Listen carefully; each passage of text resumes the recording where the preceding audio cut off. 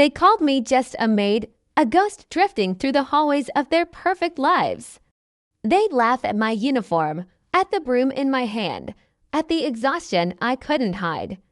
They had no idea I was taking notes. With every floor I scrubbed, every window I polished, I wasn't just cleaning their mess, I was building the company that would one day leave them in the dust. My name is Aisha, and my story doesn't start in a fancy boardroom. It starts in the service hallways of a luxury penthouse, with the constant smell of bleach on my hands and the sting of their laughter in my ears. I was a maid for the Kapoor family. And to them, I wasn't a person. I was just a function, a tool.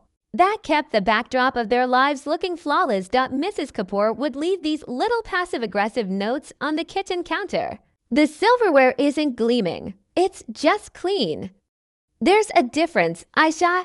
Her kids, barely teenagers, would whisper to their friends as they walked past me. Don't mind her. She's just the help.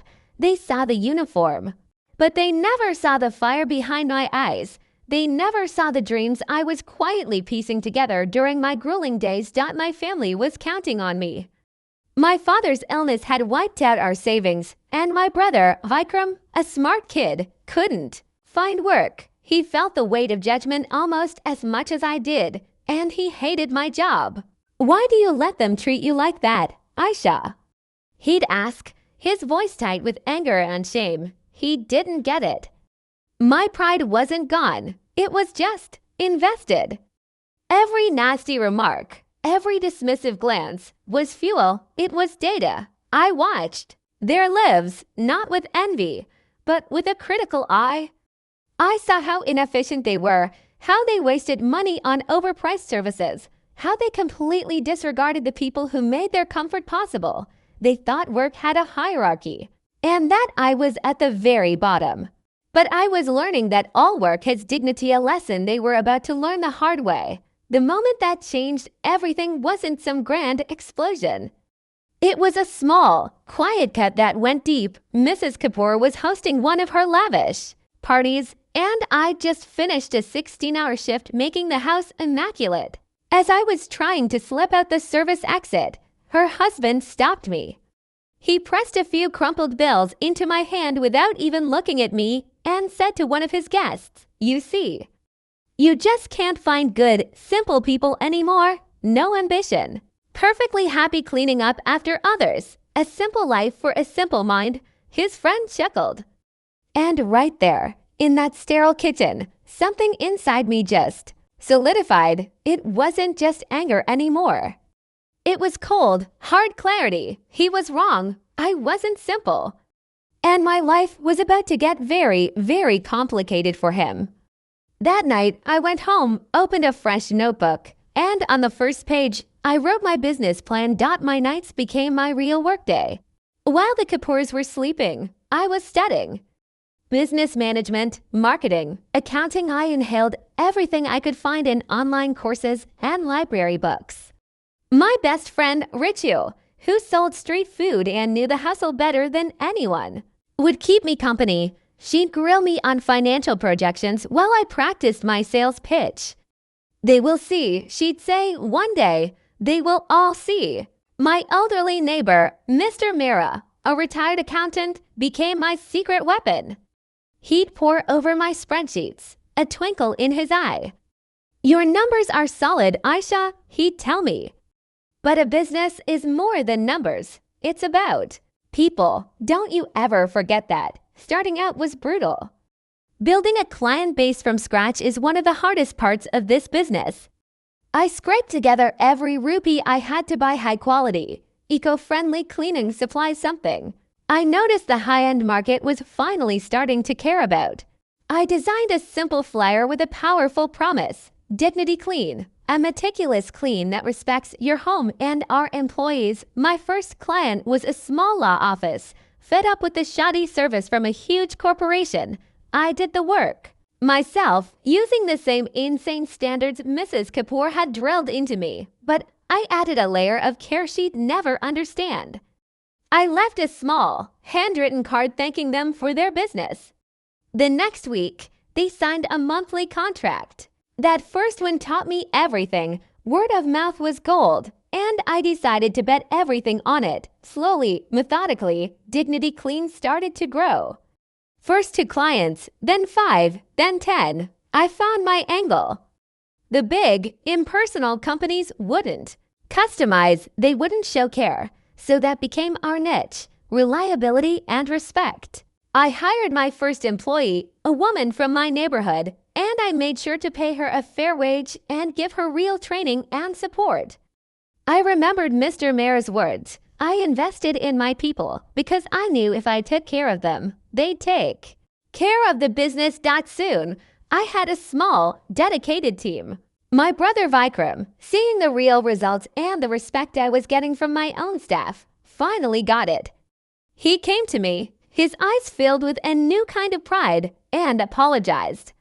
He asked if he could handle the logistics and scheduling. We launched a professional website filled with testimonials from our growing list of happy clients. We got proper uniforms and better equipment. We weren't just a handful of cleaners anymore. We were a brand. A brand built on the very dignity my old employers tried to take from me. While they still saw me as the little maid, I was quietly building an empire in their shadow. What would you have done in my shoes? Would you have just found another job, or would you have fought for a different kind of justice? Drop your thoughts in the comments below.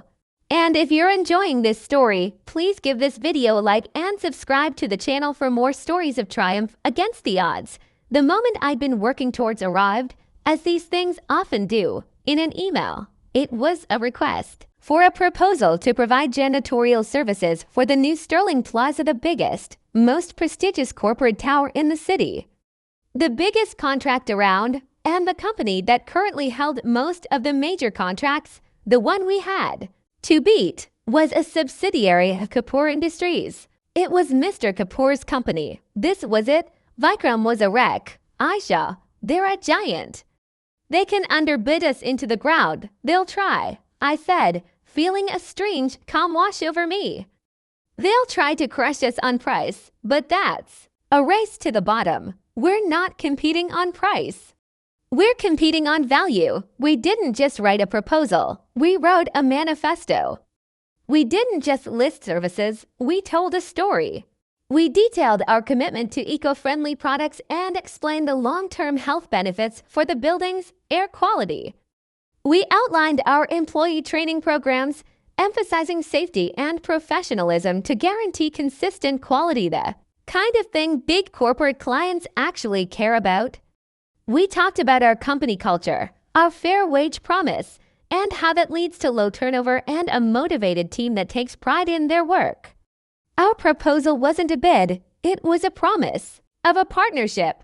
The day of the presentation, I walked into the Sterling Plaza boardroom, and there they were, at the head of the table, Mr. and Mrs. Kapoor. He was on the board of the building's ownership group.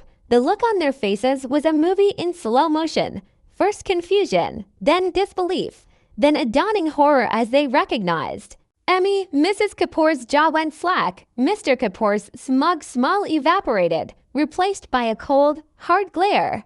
They still saw the maid, and they just couldn't square that image with the CEO standing before them. They presented first. Their pitch was slick, all corporate buzzwords and vague promises about cutting costs. It felt arrogant and hollow. Then it was my turn. I didn't just present a plan. I presented a philosophy. I talked about the dignity of a clean space and the dignity of the people who create it. I explained that our higher standards weren't an expense, but an investment in the health and morale of every single person who would work in that building. I showed them our glowing testimonials and laid out our flawless execution plan. 2 days later, the phone rang. Dignity Clean had won the contract. We hadn't just beaten them. We had made their entire business model look obsolete. Losing the Sterling Plaza contract wasn't just a financial hit for Kapoor Industries. It was a crack in their facade. Over the next year, the story started to get out. Clients began questioning the quality and ethics of their services. One by one, their other major contracts came up for review. And one by one, many of them came to us. Eventually, their struggling janitorial wing was sold off for a fraction of its former glory. Today, I'm the CEO of a company with over 200 employees. We're known for being the best, not the cheapest. My office looks out over the city. And sometimes, I can just see the top of the Kapoor's old penthouse. I don't think about them with hatred anymore. I see them as a bitter, but necessary part of my story. They taught me exactly what not to do. They taught me that real power isn't about looking down on people. It's about lifting them up. The most valuable lesson they ever gave me was showing me the profound importance of dignity, and I built my entire world on that lesson. Every job has worth, and every person deserves respect. They laughed at me when I held a mop, but in the end, I was the one who cleaned up.